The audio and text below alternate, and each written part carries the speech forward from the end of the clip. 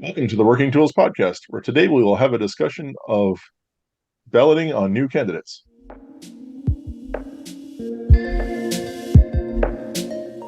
Ladies and gentlemen, brethren all, welcome to the Working Tools Podcast, a casual conversation around Freemasonry. First, it's important to note that our thoughts and opinions are our own and do not reflect those of our Grand Lodge or respective craft or concordant bodies. Please connect with us and ask questions via our website at theworkingtoolspodcast.com.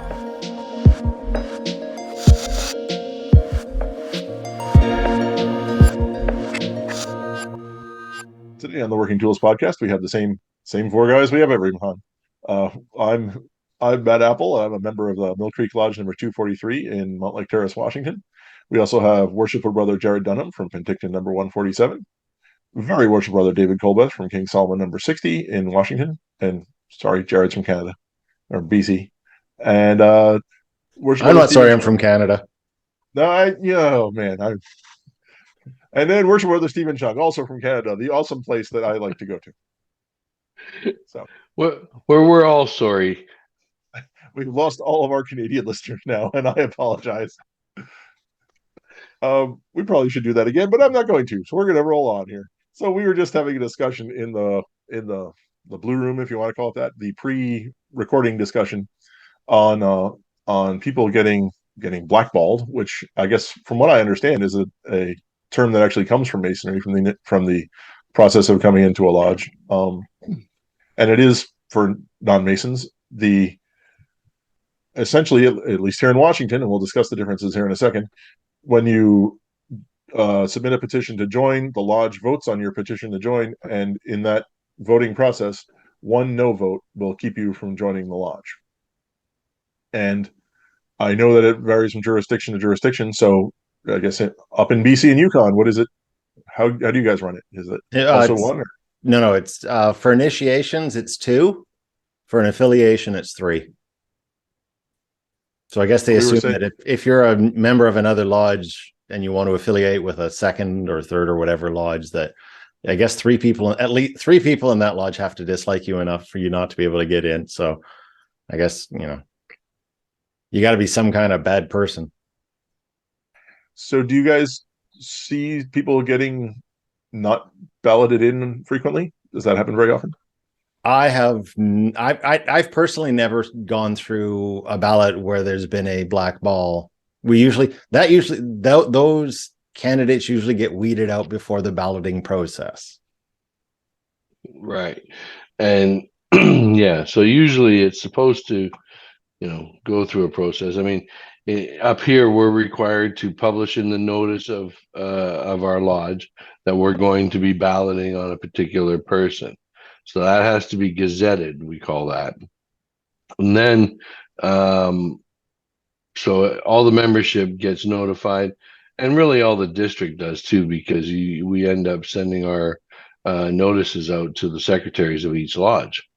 And then, of course, it goes to a ballot box in open lodge. And that's where, by then you're supposed to speak your mind or come out and vote, right? Just to clarify a couple of things you just said, the other lodges other Masons in the area know that you're going to be holding this ballot, but they cannot actually vote, correct? Correct. The only ones that can vote are members of your own lodge, right? But I suppose it does give the opportunity for other brothers to, approach your lodge and air their opinions, but they don't have any vote. No. So this hold on. Not in my lodge would that ever happen. If you're not a member of our lodge when we're discussing a candidate, you don't get a say. Oh yeah, no, in lodge, no, that won't happen. No, but even outside, it doesn't stop them from doing it outside the lodge. It's got to be something you've experienced. Like, it's got to be personal. It can't be, I heard from someone that they did something. Right. No, won't fly in my lodge. So by way of interesting contrasts, in the Washington Masonic Code, I will read the entire section 19.08 is no discussion upon the merits of a petition shall be allowed in lodge. We have no ability to discuss hey, I think Bill would be a great guy, or hey, no, he's a jerkbag, we should vote him out, or whatever. That does not happen in our lodges. You guys actually hold a discussion and say, whatever, I know him and think he's a good guy or whatever. No. We do have an investigation committee that goes out, comes back and gives a report. But that report's a formatted report. So I guess the only thing that isn't formatted is, well, no, it's still formatted as a question. Do you recommend this person for membership? So, but it's all formatted, right? But So I thought Jarrod, you said that you would have a discussion about a candidate. Well, it has come up. I mean, you don't open it up, but if someone has a real problem with a potential candidate, they are encouraged to say something. Even if it's just saying something to the worshipful master, there has, like, keeping your mouth shut, because we've always, at least the lodges that I belong to, it's always been sort of, it's a better idea that it doesn't go to ballot if it's going to fail because someone's going to object. It saves the lodge, because it doesn't look good on a lodge either if someone's going to get voted out, or that's not the word I want to use. Like, if someone's going to get blackballed, it's best to not go to a ballot if you can. right. So, And also because it's better to have issues brought up beforehand, so that if they are of a nature that can be resolved, they get resolved. Right. Because, if it's not, then you get these ugly situations, which happen every now and then, where in one case, not in craft lodge, but not in craft lodge, but in a court, a concordant body, where the vote had happened. The guy was voted in for membership, and 2 days before being initiated, they somebody decided to speak their mind and have somebody support them in that, and they went to the powers that be and spoke up against this person being initiated, right? And they were successful at blocking this person's initiation. um, Whether or not that's done right or not is up for debate, because it was gazetted, it was voted on, he passed. So how can this come about after? That's the debatable part, right? The powers that be overrode a ballot. interesting. We actually have a procedure for that. So, well, yeah. So we have a procedure for that. There's a right to object written into the code also, where even after the ballot, a member of the lodge can object to someone being initiated, and then it stops, and there's a little procedure there to what to do. But it's written into our code. So they could stop the process and revisit it. Essentially, yeah. If whatever Jarrod had been balloted into my lodge, and I found out about it, and I said, "Hey, I object," they would stop and not do the initiation. It would be deferred, and then if the objection wasn't withdrawn, then it would be the same as if he were blackballed. We have that written into our regulation and constitution too. It said, there's a section that says that if after balloting, but before they're initiated, you can. Actually, there's even sections for if after initiation. Yep. Ours is the same, initiation or advancement, I think it says. Yeah. But in ours, I don't really like talking about this too much over open, but yeah, there's a procedure. So it's never a fait accompli until it's and the sad part is, if somebody's going to do that, they still are in an anonymous state, right? Where you don't know who that was. It was just done, right? And I don't know. To me, I think that's wrong. If you're gonna have the balls to do that last minute to somebody, then I think you should have to stand up and speak your mind in front of everybody, and or at least let it be known that that it was you who objected. right? But that isn't the case here either, right? They're still anonymous. Is that right or wrong? Well, there's nothing written in that says you have the right to face your accuser. Right? So unfortunately, you're right. There is nothing that forces them to, identify himself.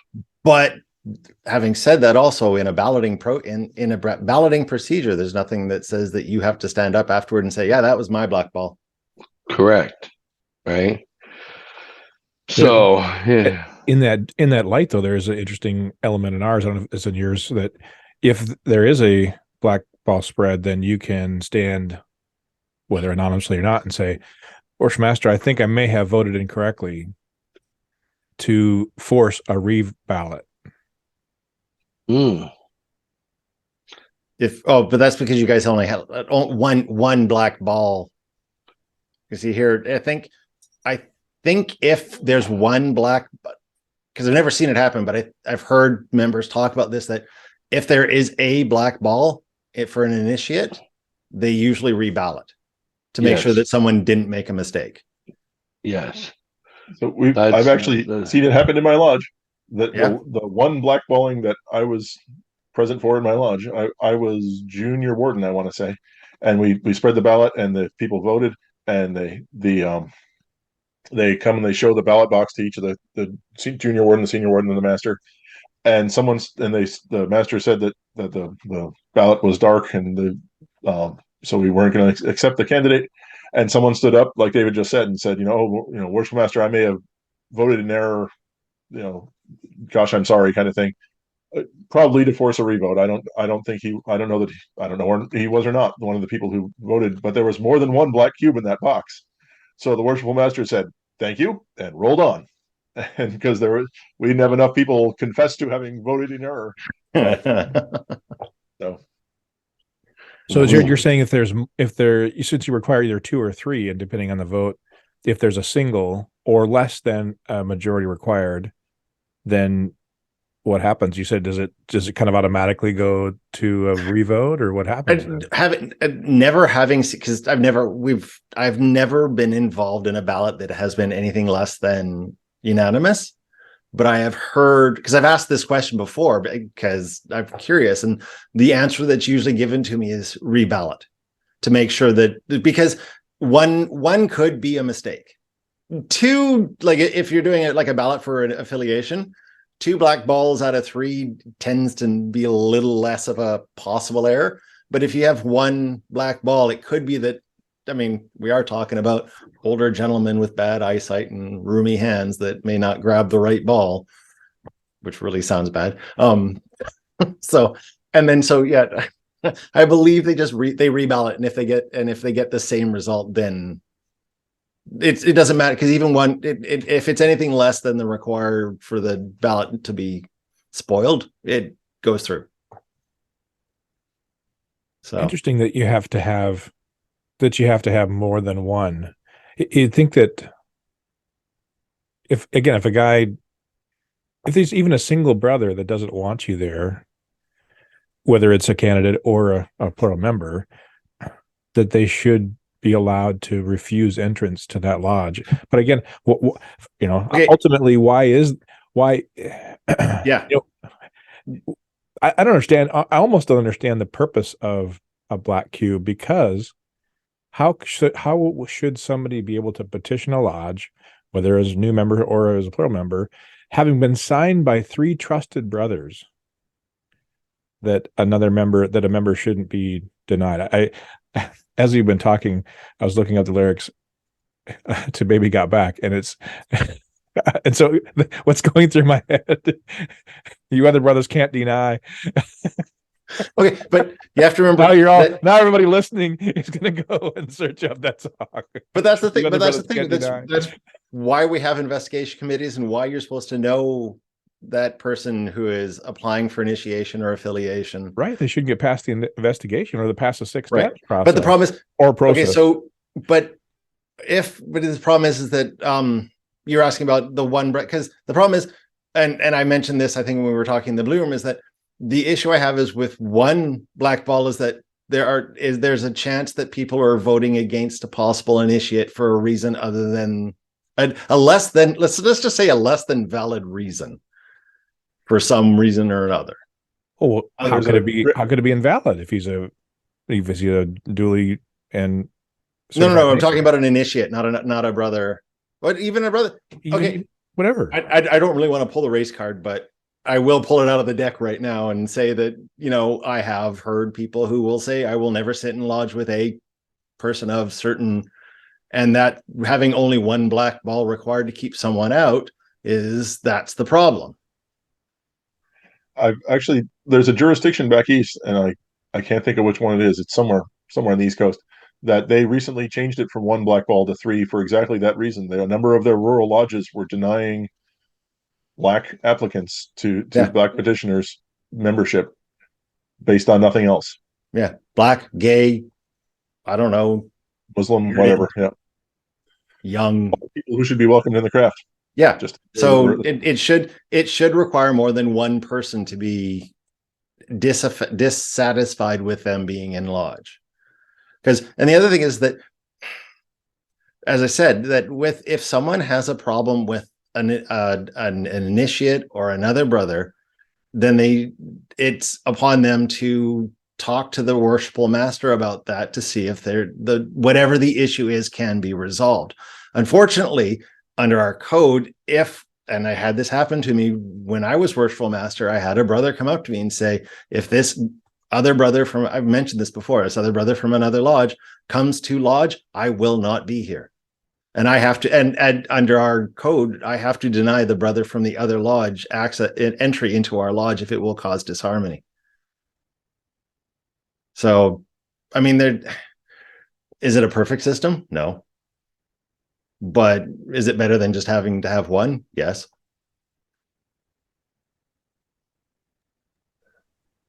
So both of you guys have said something interesting that I want to touch on. You both have sort of said if someone submits a petition and the investigating committee doesn't like them, or they meet the brothers and the brothers disapprove in general, that the process should be arrested before we get to the point of balloting on them. Does that happen often in your lodges? Is that a thing? If they've got 2 legs and a heartbeat, no. The old mirror fogging test, eh? So I guess my question is based on again, in our code, if you submit a petition, either there are 2 possible courses of action. Either the petitioner says, oh, never mind, and withdraws their petition, or you ballot on it. There's no arresting or stop diverting the process in between there. Unless you can convince the guy, hey, nobody likes you. You guys don't have investigation committees. We do, but even if the investigating committee's report is negative, you would report that in lodge. You would say the report of the investigating committee is that the petitioner's request not be granted, but you still have to ballot on it. Right. And presumably that investigating committee, the members of the investigating committee would vote against him if they thought that. So, yeah. I've never seen any, because usually the investigation committee comes back and recommends, membership. So, yep. Again, unfortunately, fogging a mirror is sufficient in many cases. Right. Yeah. Since we've implemented the 6 steps primarily in our lodge, we haven't had an issue because the investigation at that point becomes a formality, in my opinion. If you've gotten to the point where you've really worked him through some kind of a 6 steps program, you already know him, and the lodge as a majority knows him. And so there shouldn't be any reason why the investigation committee should identify anything contrary. And then there shouldn't be any reason why he should be blackballed. So the 6 steps has kind of been a great flushing process and I think the people that aren't really interested self-identify and don't continue the process. Yeah, I mean, I've unfortunately in the process of the six-step program, I've had to, let's say, convince somebody who's in the program that it might not be for them, because of information we found out throughout the process, he would not have passed a vote. And so, yeah, I've had to actually do that, which, it's rough, but I mean, that's why we have the 6-step program, right? To get to know the people better before we just accept them into our lodge, right? I mean, so often, you get guys who bring in a petition for a guy and they don't really know him that well. He's really more of an acquaintance than a friend, right? A friend, in my opinion, would have been over to visit your house, or you'd have had them at your house. Your family would have been exposed to them. Those kinds of things, right? You would know them more on a personal level than an acquaintance, right? So, thank goodness for the 6-step program, because it's helped us weed out a couple that way.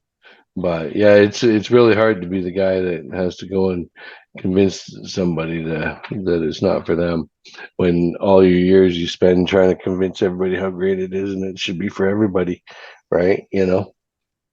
Well, it should be for everyone, but it's not for everyone. Right. That's the thing is, and it's important when people realize that it may not be a good idea for them. Which actually brings me to my next question. So assuming someone gets their petition in and it's signed by the 3 brothers, because you guys have to have 3 brothers sign the petition, right? And it goes through the investigating committee and whatever, whether the investigating committee reports positively or negatively, whichever. What, for you personally, would be required to cube somebody? What would be the blackball somebody from joining? What would be the threshold that would have to pass in your mind? Ooh. Well, you fog the mirror well enough? Well, normally, no.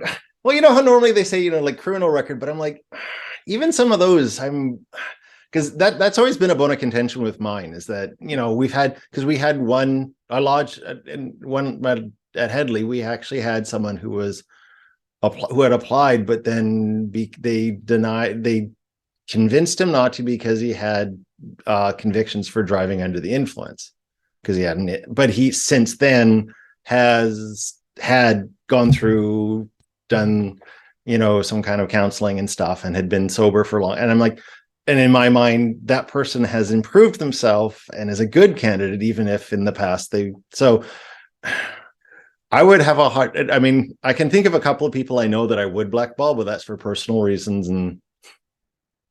But yeah, I would have to really have an issue with some that I would think that their being in lodge would severely impact our lodge negatively before I would think about blackballing them.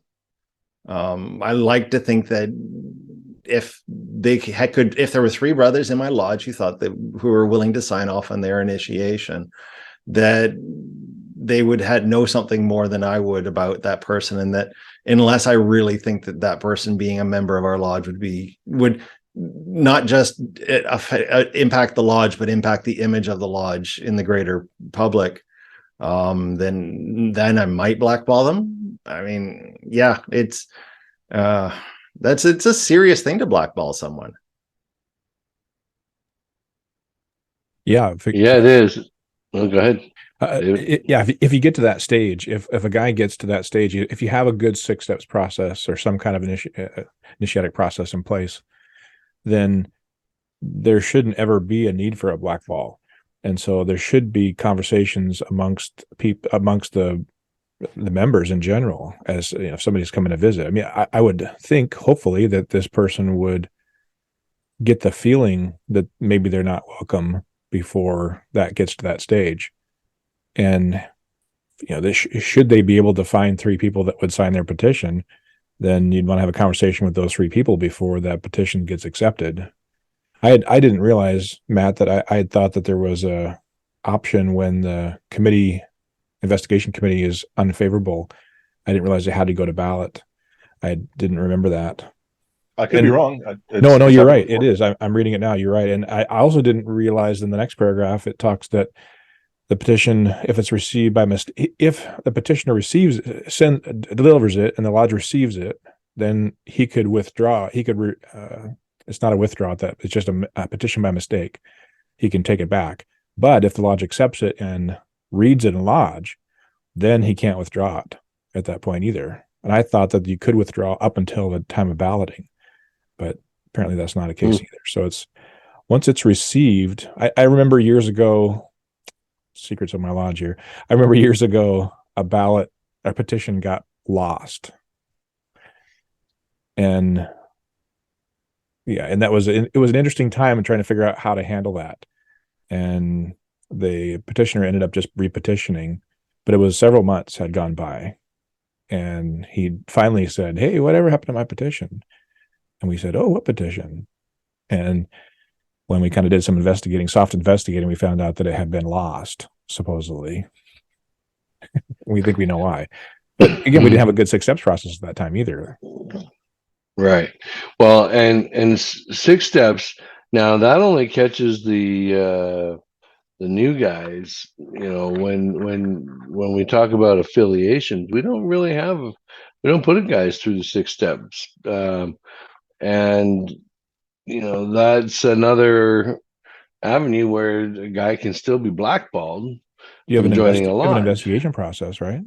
Well, we can send out an investigation committee, right? But guy comes from another jurisdiction. Well, how do you really know what kind of guy he was? Well, and that's the thing. I've asked, because we recently had a gentleman from another jurisdiction who's moved up here to petition to affiliate with our lodge, and I was on the investigation committee, and it's a 1-page form, Matt, that has some things, but I went up to our secretary and I said, you didn't happen to call the secretary of his lodge just to see what kind, because you're right, we have no idea. But about, when someone suddenly shows up at our door with a petition for affiliation, they're a Mason. So, and I've always felt that we should run affiliates through a truncated 6 steps. We should require them to come to lodge, maybe hang out with us or something a little bit, so we get to know them, that, and maybe, call their lodge and just say, hey, if they held an office, did they do it well? Were they reliable? We shouldn't feel obligated to accept people without some kind of, yes, we're a fraternity where we're all brothers and stuff, but once again, the health of your lodge depends on who you admit. And if you're just willing to accept, 2 legs and a heartbeat, woe be to you. Right. I think I hear an addenda to the 6 steps. That'll be a good addition. there might be something really to that, because it's different when he comes from your own district, but when outside your jurisdiction, you just have no idea. He could have been a complete asshole. Nobody in his lodge liked him, and that's why he moved out of town, because a small town nowhere. And he now moved into your neck of the woods, right? Anything's possible that way. I never thought I'd have reason to blackball somebody, but I do have a valid reason to blackball one particular guy, and I've even left that stated where I would not blackball him if he was to petition, even though I could rightfully, right? So because I think it's depriving that guy of maybe it's part of the journey that he really needs to improve himself, and I will not be the guy to stop somebody from that. So. But there's also the thing with that, and just quickly, is that you're also depriving yourself of improvement by possibly working through the issues. True. If there is a chance, you're denying yourself betterment by not working through it. Yeah, I agree. Exactly. Yep. Um, yep. I hadn't thought of that until that just now. That's a good way to think about that too, actually. So, um, but yeah, I was asked, and I did I did not object to this. I mean, it never came to fruition, but that's his own loss, right? So, um, but yeah, interesting thought. I've never actually blackballed anybody, so um, I can't see how that, you know, feels or anything like that. And it didn't feel right to think about doing it. Yeah, I mean, it's interesting. I've never done it either. It's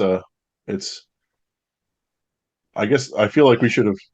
It's too late now, but we should have touched on why it is that's even a thing. That you're essentially, in my opinion, you're admitting someone into your family, and if that person makes you uncomfortable, then you shouldn't admit them into your family.